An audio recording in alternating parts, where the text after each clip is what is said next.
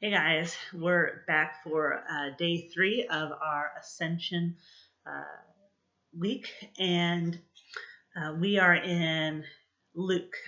This is chapter 24, verses 44 to 53. Now, as a reminder, this part that we're reading of Luke is the very end of the book, and then tomorrow we're going to be getting into Acts chapter 1. Now, Acts and Luke are written by the same person, Luke, and really these two books should be read continuously, like Luke is volume 1 and Acts is volume 2. So they flow really well together. This end of Luke is a very brief synopsis of the Ascension, and then Acts chapter 1 gets into more detail with that.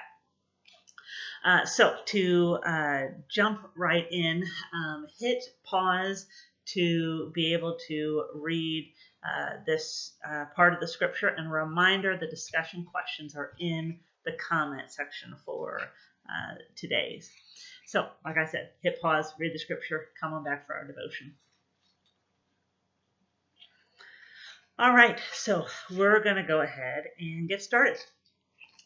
So we start off with Jesus, and he's talking to the disciples, and he says that everything must be fulfilled that is written in the law of Moses, the prophets, and the Psalms.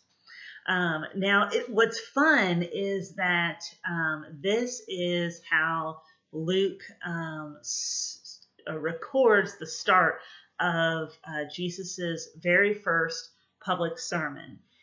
In that sermon in Luke chapter 4, Jesus says the fulfillment of the law of the Old Testament.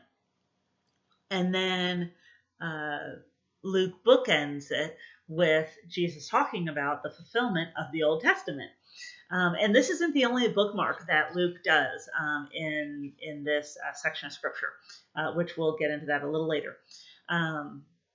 So we have this wonderful connection that happens again and again and again, that the Old Testament is written as promises and the New Testament is written as fulfillment.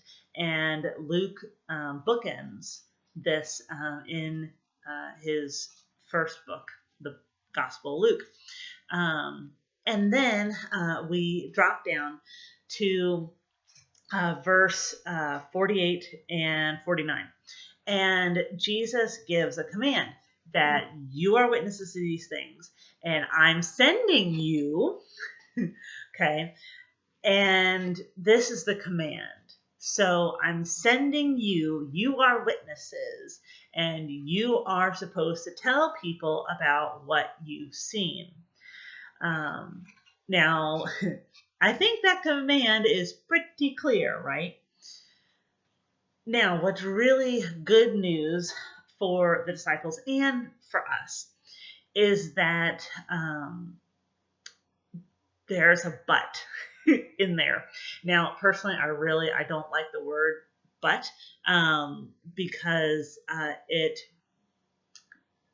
to me, it reads as, forget everything I just said. This is what I really mean.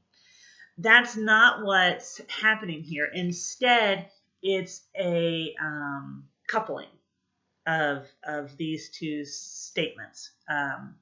One being a command, the other one a promise. So the but is what holds these two together. So God says, go tell other people, and I will empower you to do this.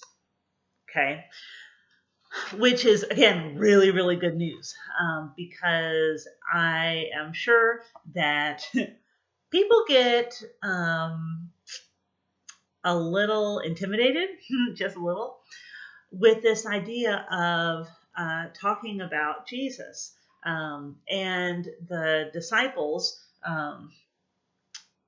I'm sure, were no different, especially before Pentecost, because we hear about them hiding out in buildings and things. So it's encouragement because while God has given us a command, he also gives us a promise. And it's the same way when you think about sins or temptations that we're faced with.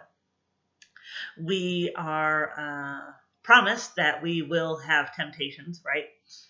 But we are also promised in the New Testament that God will not tempt us beyond what we can handle, that he always gives us a way out. The expectation from God is that we would live a godly life.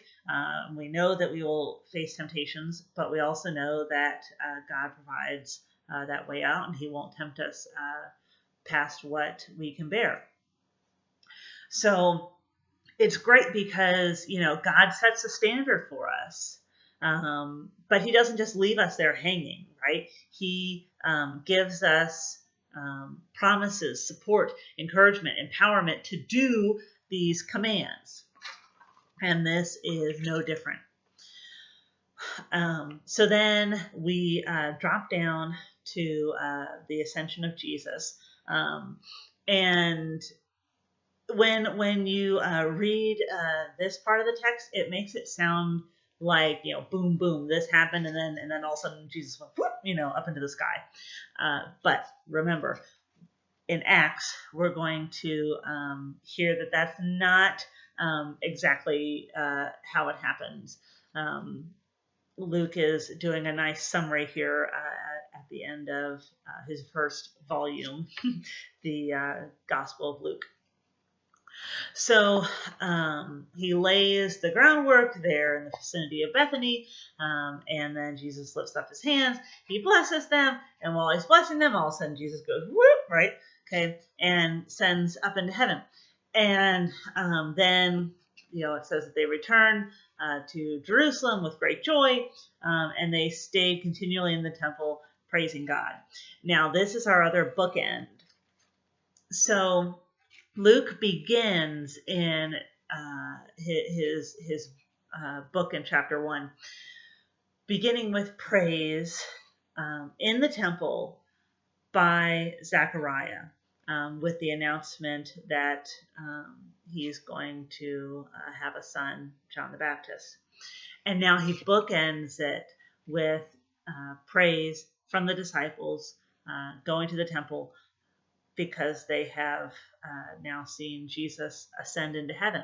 And I really like that. I didn't realize before I started doing the research for these devotions, the bookends that Luke had put into his work. So just really some encouragement. So that is our devotion for today, and we'll talk to you guys tomorrow. Bye.